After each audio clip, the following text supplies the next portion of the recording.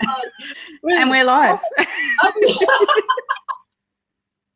Hello. Welcome to the show with no name. I'm Adair Palmer and... And I'm Fiona Rusianos. We dreamed up this show because we want to help people in our local community to raise their profile and encourage awareness, support things that matter most to them and their communities, or you and your community. So we help for-purpose organisations, charities and services and individuals who have causes that are wanting to help other people in their communities to connect with each other, to raise brand awareness and to continue to do the amazing things that they are doing in their communities. And today... I know, speaking of people doing amazing things, we've got Helen Hoppmann. Sorry about that. Thank you for understanding. We've got Helen popping in shortly. So Helen was diagnosed with MS in December 1999. She's been volunteering for MS since 2012 after not being able to work in the job that she had. She runs one of the largest support groups in South Australia in Gawler for MS and also Parkinson's. In 2014, after not being able to work. I can hear myself, Adair. I know, I'm just muting. She runs one of the... In 2014, she started the MSchievous Bunch to raise money for those living with MS in SA and NT. So far, they've been able to successfully fund 87 cooling vests, which is beneficial for those living with MS. The next project is to get enough funds to fund a bag of goodies along with information for those newly diagnosed with MS in SA and NT.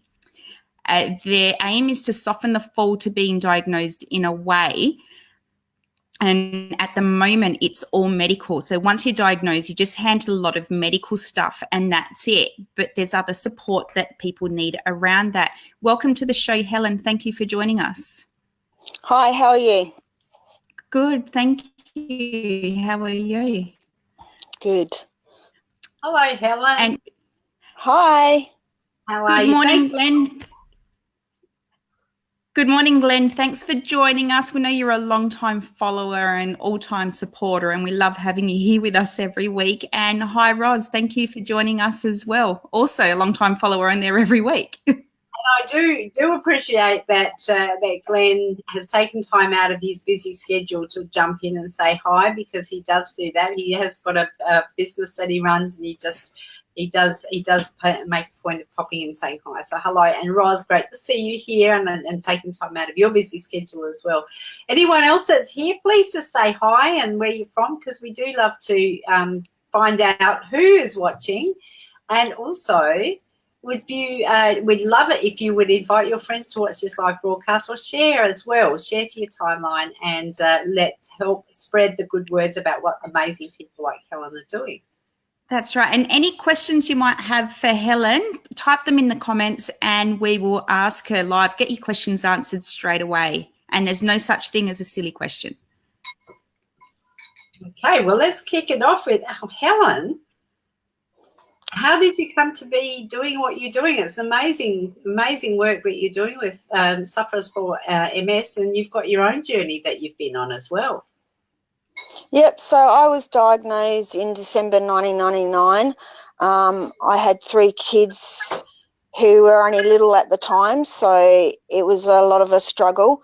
But basically when you're diagnosed at the moment, you're handed a whole heap of medical stuff about drugs you can be on and things like that. So it was really hard because you don't know where to turn to or anything like that. I actually run a support group up in Gawler. And yeah, there's so much out there that needs to be done for people that suffer with MS. One of the things with the cooling vests, which are beneficial, especially during summer in South Australia, but Northern Territory, they would need it nearly all year round, because one of the things we do suffer is from the heat. So what exactly is a cooling vest? I'm curious, because I know that there's lots of people that would probably enjoy having a cooling vest. I understand that what it might be, Yep. but how does it work? What is it? And why would someone with MS need it? So basically a cooling vest is like a vest type thing with panels in it. Arctic Heat are the ones that we have gotten them from in the past. And basically the panels swell up when it's soaked, and then you dry the vest out, and it's only the panels that stay swollen. So they're the parts that keep you cool. Football players use them, and so do racing car drivers use them as well. So in the Adelaide 500 or the Clipsal, they are seen to be using them. So they actually keep your body temperature cooler throughout the time period that you're wearing them.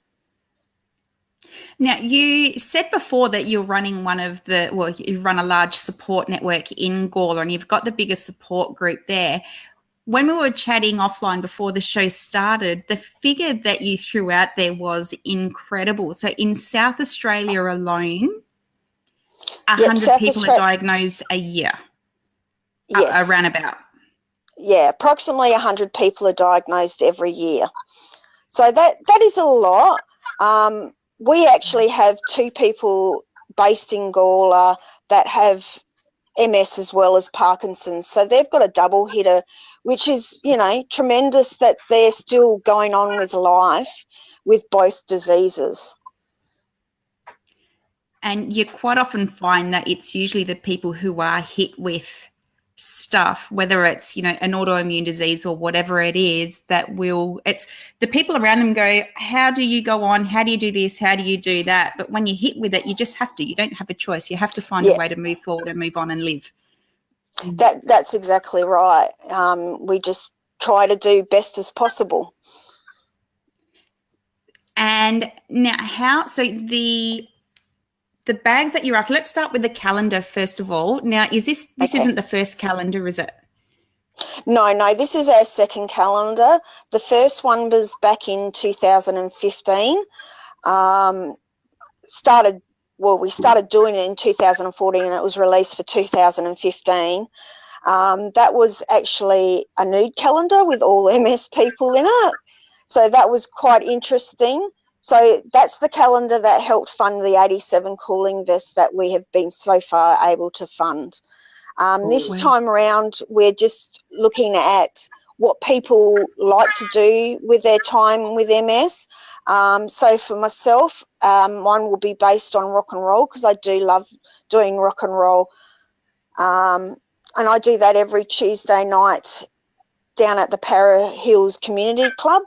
They've been really supportive down there of me and my MS, and fortunate enough, my balance has improved over the last 2 years of doing rock and roll. Wow. So you're having fun at the same time. Well, we're back to I think that's amazing that you continue to do that, and I think that the support that you're giving others to do this as well is amazing. With the calendars and so raising funds for the cooling vests, what's around like the price for a cooling vest? So what do they sort of go for if you had to buy your own? So you'd be looking at just over $300 for a cooling vest. And that would be quite significant if you are diagnosed, and then you would have a heap of medication and a whole heap of and I guess imagine that your whole world would be turned upside down in a way, wouldn't it? Yeah, exactly. So we were just trying to fill the gaps for the people that couldn't afford them. You can get funding if you do work to subsidise the cooling vest, and you can get subsidy through the NDIS now with them. But there's the people that fall between the cracks, like someone that I know couldn't afford the cooling vest. Her husband works, but they have a mortgage. They have a family. She can't work. So, that she could not afford a cooling vest at all. So to be able to subsidise one for her was great that we could do it for her. Yes. Did you say just before that if you're working, you can get a subsidy? Yes, so you can if get a you're not subsidy. working, you cannot. No. That really doesn't make sense. It's so No. if you're not working because you can't, because I mean, people don't work for all sorts of reasons. Sometimes you may have That's already right. been a stay-at-home mum or whatever reason. But if you're That's not right. working because of your symptoms and things because I do know people with MS who physically cannot work. Yep. You don't get subsidised. You're penalised because you can't work. And unless you've got the NDIS. Yes. So, And is that an NDIS? I know there's a whole convoluted, complicated criteria. Yes. Is it common for someone with MS to have NDIS funding or assistance? It is becoming more common.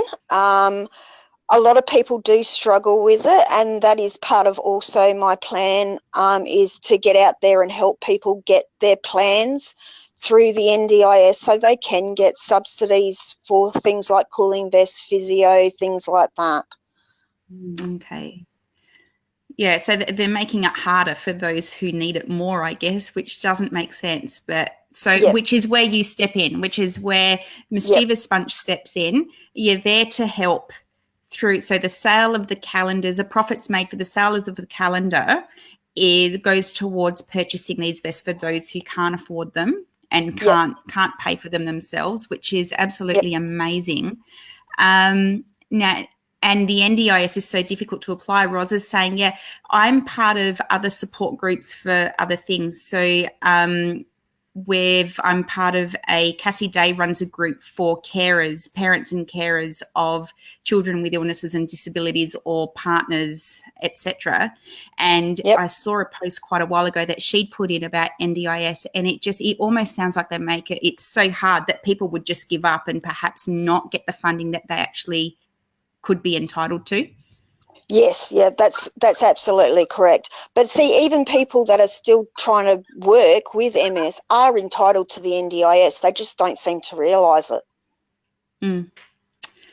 So pride gets in the way sometimes, perhaps as well, for someone who's worked full time their whole life, and then all of a sudden they're in a position where they can't, and through no fault of their own, and then it's hard. Sometimes it's hard to accept that you need help. Yes, and that's one thing I do find is a lot of people don't think they're entitled to it. They have the disease, but they just don't seem to realise that they're entitled to these things in life. Yeah. So and you mentioned the Mischievous Bunch group and the page. You were talking about that before. So you've set up. That's the name of it. You've actually called it. Can I just ask you to share a little bit about the name and how that came about? So we were looking for a name that sort of had MS in it, and we are a bunch of the girls that are a bit mischievous. We like to get up to a bit of mischief. You're in a good company. We had a lot of fun doing the first calendar. Being a nude one, it was, made to look as though it's nude. We weren't completely nude, I can say that. But we had so much fun, a lot of giggles and stuff like that. And it's just a great way to support each other as well. So one thing I do find with people with MS, they do have a breakdown in the social community as well. It's so hard for people to understand MS. So we do have a habit of losing friends because they just don't understand. We look okay, but inside our body is fighting. Yeah. It's the invisible diseases. People can't see a physical scar or a break or a physical disability. And you forget that this and you don't know what you don't know, and you never know what someone else is going through until you're going through it yourself. And having said that, no two people are going through the exact same thing anyway. Exactly. So a lot of people with MS do suffer from depression as well, myself being one of them. And I can sort of give you an example of something that happened to me a couple of years ago. It was a 40-degree day. I really didn't want to go out anywhere, but I needed to go down to the shop to get a few things from the shop.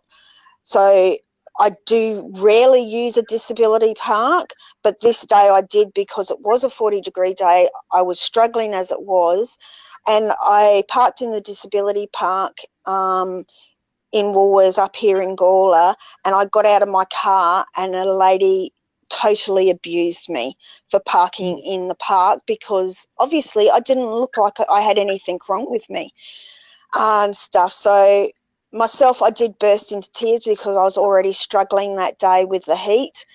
And this other lady did come up and give me a hug and say, it's all right, just go into the shop and do what you need to do. And I was trying to explain to her that I do have MS. Oh, she just got a phone call. That's the joys of working with this technology. When you on the phone, you get a phone call. Yeah, it takes priority. Now, that's a great question, Glenn. What does MS do to your body? Now, my sister was diagnosed with MS 18 months ago, and everybody's different. So we'll get Helen to answer this question when she comes in because she'd know more than what I do. But I know with my sister, she suffers pain. Helen's back. I'll just bring her up to the broadcast. I know with my sister, she suffers pain, numbness, pins and needles on one side of her body. So one side's worse than the other. Her hand, I remember when she was first diagnosed. So her, the mouse of your computer, she would be clicking on the mouse, or so she thought. That thing. She'd feel like she was clicking. She'd feel like she was clicking on that, the left click button as hard as she could, but it wasn't doing anything. So she was really just touching it. But to her, it felt like she was putting all her weight behind it. So because she couldn't feel anything. Two of her fingers, she doesn't have full range of movement, like full mobility or full control of it. They kind of just numb and sit there. And when you have flare-ups and all that kind of thing, I know there are steroid treatments and that type of thing, but that does detract from your everyday life. Now, Glenn did ask a great question. I just wanted you to answer because I only know from my sister's perspective what it can do. And there's a spectrum of MS from, here to here. So we were chatting earlier. My sister has the same MS you have, which is relapse and remit, which is kind of at the better end of the range if you want to scale it. Not that you want to have any range at all. However, there are others who are wheelchair bound and, speech is impaired and all that kind of thing. So what other things does MS do to your body across the board? We'll see. A lot of them that you said, mobility is a hard one for a lot of people. With myself, before I was diagnosed, it basically started off with pins and needles in my feet and slowly over a week reached up to my waist, and that's when I thought, okay, something's wrong and stuff. And I drove myself to hospital with 3 kids, not being able to feel the pedals in the car.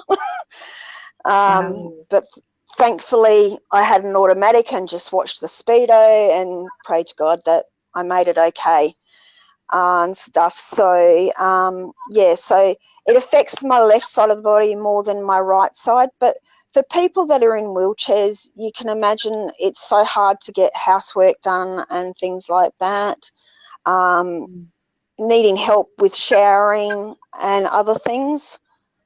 So, yeah. And they have, is it something that can go into remission and then you have flare-ups? I know you said that heat definitely.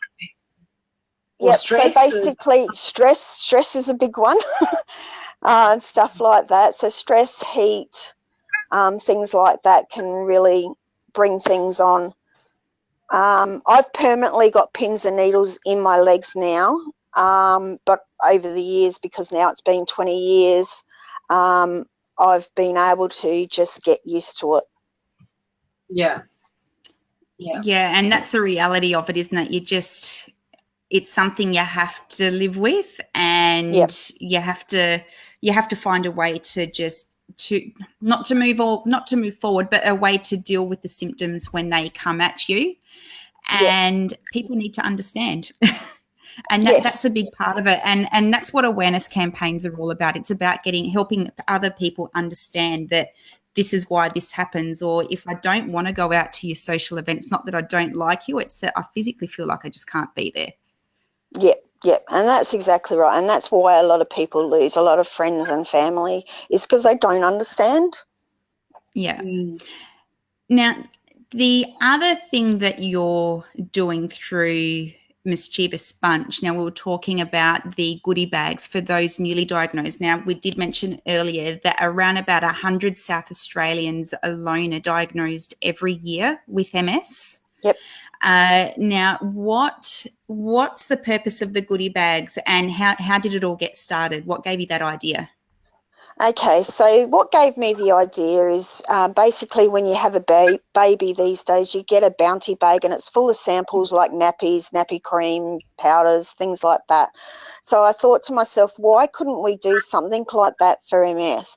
Have cooling collars in there, stress balls, information about the drugs as well, but information about support groups, where they're located, who to contact, possibly even mentors. I've actually just been doing a mentoring course to be a qualified mentor for people with MS, as that's one of my goals, is to be able to help people more out there in our community. Information about where you can get cooling products from. So not just having the sample of a cooling collar in there, but information on where to get these cooling vests from and things like that. So making it more than just medical is our aim. Yeah. So then that helps deal with the psychological, because people then know where to turn for help and that they're not alone, and there's someone else with the mentoring program that you said, they know that there's somebody else they can talk to who knows exactly what they're going through. Yeah, because not all the time you want to be just talking to doctors. Sometimes you want to be able to talk to somebody that knows what you're going through. Yeah. Yes. And not just someone who knows the theory behind what you're going through. Well, that's exactly right. I mean, at the end of the day, the doctors know all the medical stuff, but they don't know what we're actually feeling and stuff like that. I mean, we can tell our doctors, but they don't really understand unless you've actually experienced it. Yeah. Now, so with these bags, obviously, you don't click your fingers and they appear out of thin air. They cost money to. Yeah, wouldn't that be lovely? Pardon? The magic wand is broken, but we're here to fix it. Well, help fix it. So that's right. So now so with things like stress balls and that kind of thing, they cost money. You can't. So what you're looking for is perhaps a business who can donate the balls. Their logo can be plastered over it as a sponsor. Is that right? Yep, that's correct. And any other items to go in the bag as well to help. So whether you're a business that can supply them, now we're not talking 10,000 a year, 100 new diagnosed. So you want around about 100, maybe a few more. Now Glenn has said, Glenn Mitchell is the president of the Tea Tree Gully Rotary Club. He's got his Rotary hat on and has asked if you've spoken to Gawler Rotary about assistance with MS gift bags, because this sounds like something they would get their teeth into. No, I haven't. Maybe a good idea for us to do. I did do a talk a couple of years back about MS to the Rotary Club, I'm pretty sure. So, yeah, it may be worth contacting again. Well, yeah, great idea.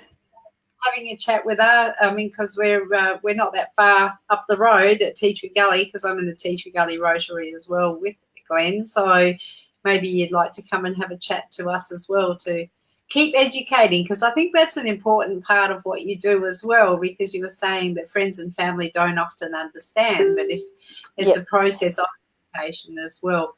But back to what you were saying, Fiona, about the sponsors and yes. So now sponsors are either people who can donate the balls physically or money so that you can organise the balls, and any other printing costs for the calendars, I'm assuming, is things that you need sponsorship for as well. Is that right? Yes, it is. So we're looking at aiming to print 5,000 calendars, I'm pretty sure it was.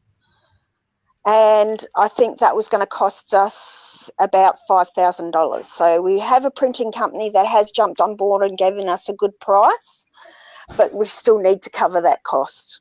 Still need to cover the cost, yeah. So it's will calendars be pre-sold to help cover some costs? Obviously, it would be better if all say, okay, excellent. So calendars are $20, is that right? Yes, that's correct. So the calendars will be sold for $20. We are hoping to launch the calendars actually on the 30th of May, which is World MS Day. Oh, wow. Excellent. And that's for 2020. 20. No, the calendars will be for 2020, but the launch will be next year in May, yes. Yeah. So 7 2019. Yeah. Yeah. And so Glenn's saying, sorry, sorry, not sorry. I'm Greek, forgive me. So Glenn's saying that they'll probably ask you to speak, as there are two Rotary clubs in Gawler, so they'll probably ask you to speak at both, because you don't know who's in there and who has what business connections as well. So they might be able to, it would be wonderful to have somebody cover all the printing costs so that the full profits of the sale price of the calendars, if they could be pure profit, that would be absolutely amazing. Yeah. And that's our aim, is to just make this pure profit. And basically the reason the MSchievous Bunch was started out is so that we could cut out the middleman, because usually when you do fundraisers and stuff like that, the money doesn't just go directly to the people living with the disease. There's staff to be paid and things like that. So we're just cutting all that out, cutting out the middleman, doing the fundraisers ourselves, and trying to bring as much profit to the table as possible. Now, go, you may speak. No, it's okay. I'm sorry. We're going to have to talk, you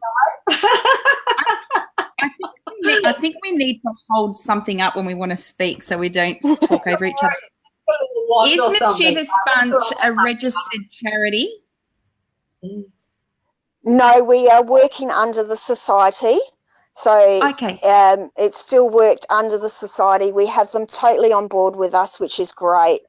And stuff. So the money still goes to them, but we have authority of where the money's spent. So the reason I ask, anybody who wants to make a cash donation, is it a tax deduction for them, or is it going to a volunteer group? Well, depending on where they want it to go. If they're wanting a tax donation, it can go straight to the MS Society, as long as they make sure that they let them know that they want it put into the MSchievous Bunch account. We do actually have an account ourselves where we do transfer the money back over to the society anyway. Yeah. And so when the money that's donated directly to your account, when that goes to the MS Society, can people then get receipts and that kind of thing then? I'm running something similar, which is why I'm asking. It's just, it might make a difference to how much people can donate if they know that it's also a tax deduction, especially a business. Yes. Yep. They can be totally get a receipt for it. Yep. Okay, excellent. So then if they don't want to donate directly to the MS Society, if they let them know, if they say, I'm donating X amount, I'd like it to go into this account, it benefits you still in the same way? Yes. Not you personally, you as in MSchievous Bunch. Yes, yep. So it helps the MSchievous Bunch be able to do what they need to do to help others living with MS. Excellent. That's awesome. And so, yes, Roz, so getting it out there and meeting with the service groups. Now, definitely contact the Rotary clubs there, because you just never know. And no, there's not a 2019 calendar, Roz. They're getting ready for the 2020 calendar. And also, so if you know anybody who can donate, whether it's printing costs or money towards the printing costs, or a printing company who can do it for you as well, that would obviously be fantastic. anybody to sponsor the stress balls, your business logo will go on there as well.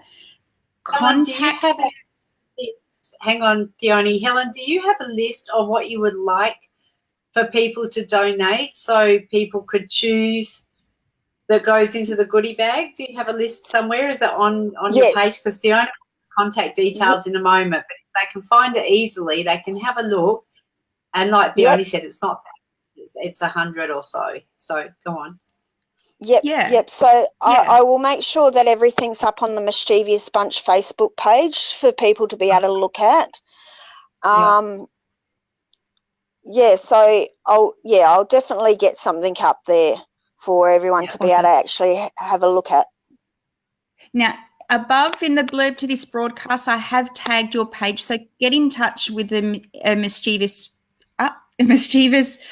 Bunch Facebook page. Send them a message. Have a look at their page. If you can't find the information you need on there, send them a message.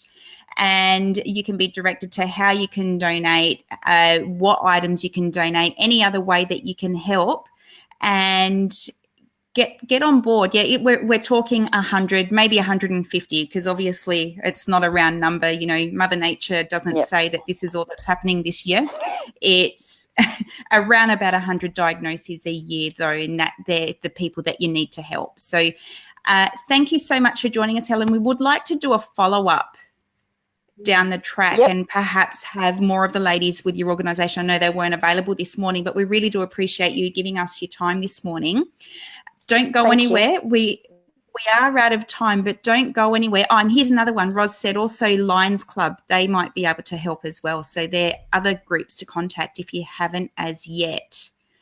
There are quite often business people associated with those groups as well. So you just don't know who you'll run into when you get in touch with them. But don't go anywhere. I'm just going to drop you down into the lobby. We'll speak to you again in a moment. Thank you so much for joining us. Thank you. No worries. Thank you, Helen. Thanks for being here. Wow. So many amazing people doing amazing things. And people like Helen, one of the things I love is they're not victims. No, they're not and victims. That's what drew me to you in the first place, is that you're out there, you might go, well, this is a shit situation that's happened to me, but you get up and you actually do something to make the world a better place for other people, and making it a better place for yourself in the meantime. And that's a common theme that I see that's happening, that's running through every single person that we speak to here on the show with no name. It is they're out there doing stuff, and it really is helping create a better world for themselves and for other people, and it's an amazing thing that they're doing. So Helen, kudos to you, and the MS Society is very lucky to have you. So they are. And so anybody else watching, if you know of somebody doing something for a community group, for their small community, or helping in any way to make a difference to whether it's one person or 1,000 people or global, we'd love to speak to them. We want to help promote what you're doing or what they're doing. Because hashtag it takes a village. I was going to say that crossed the bird, but you picked it up.